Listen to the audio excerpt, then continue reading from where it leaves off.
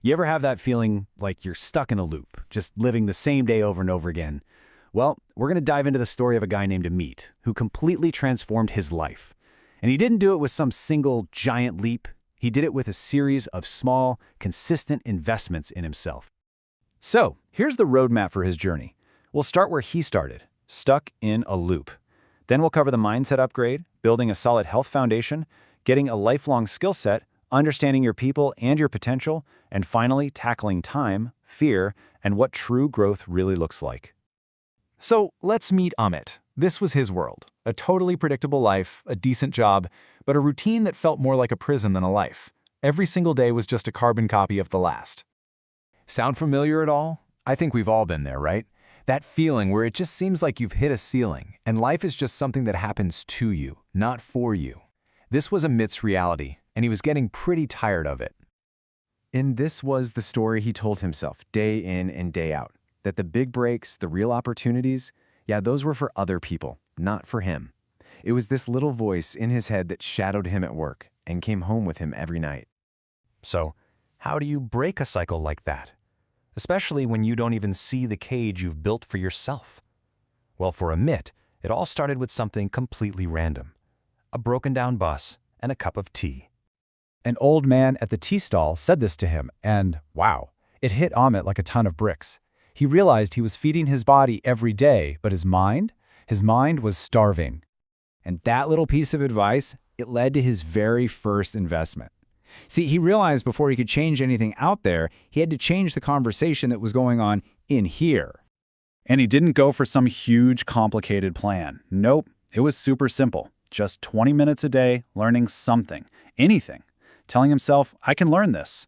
And maybe the hardest part, telling that little voice of doubt to just quiet down for a minute. It felt weird at first, for sure, but he stuck with it. And you know what? This tiny daily habit started to change everything. Slowly but surely, a problem wasn't a dead end anymore. It was a puzzle. I can't do this became, okay, how can I try to do this? He was literally realizing his limits weren't real. They were just thoughts, and thoughts can be changed. So, his mind is getting sharper, he's more engaged at work, things are looking up.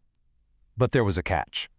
He just installed this amazing new mental software, but he completely forgot about the hardware it was running on, his own body. Yeah, it took a dizzy spell at work and a pretty blunt conversation with his doctor to make him see it.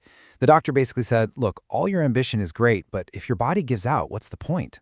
Oof, that's a wake-up call. So that kicked off investment number 2. And again, nothing crazy. A 15-minute walk in the morning, swapping takeout for some simple food at home, and actually putting his phone away to get some decent sleep. Tiny changes, right?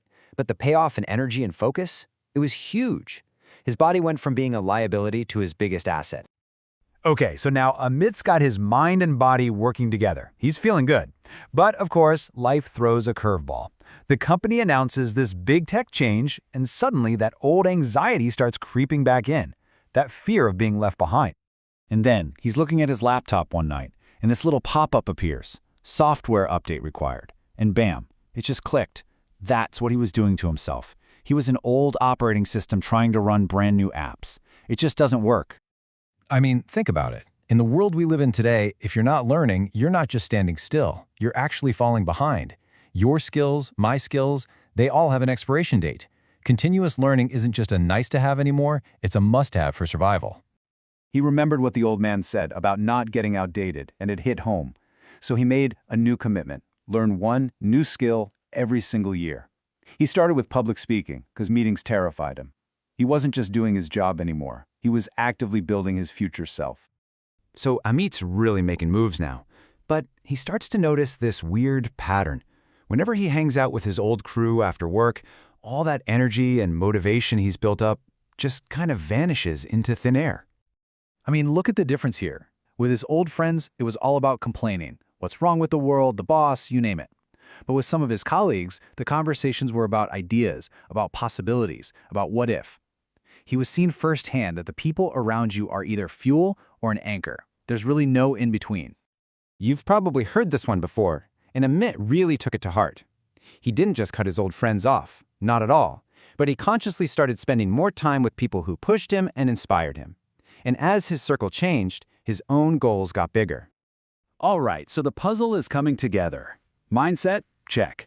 Health? Check. Skills? Check. People? Check.